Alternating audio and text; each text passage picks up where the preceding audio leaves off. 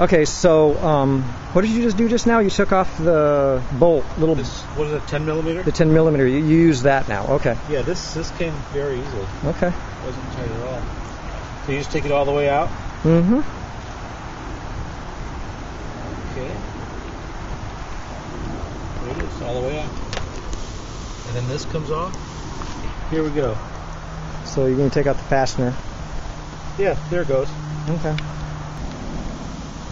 So you're getting purchase on it. You just got to get your fingers underneath and just remove it. There you go. There you go. There we go. Got it. Got it.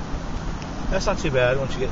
Okay, so the replacement automotive fasteners are going to go in the same spot. Okay. So go ahead and get the bracket, and then you're going to mount the bracket.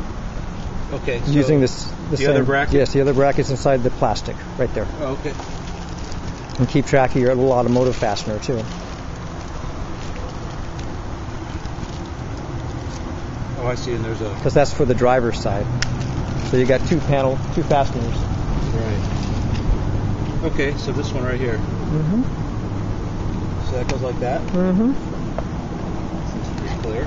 Okay. And then there's. This goes in the same hole. It goes in the upper hole. Does it matter which one goes first? No.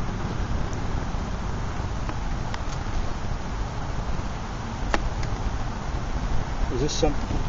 Oh, yeah. There you go. Just a friction. Oh, wow. And then you screw in the other This goes screw. back in? Yeah. Okay.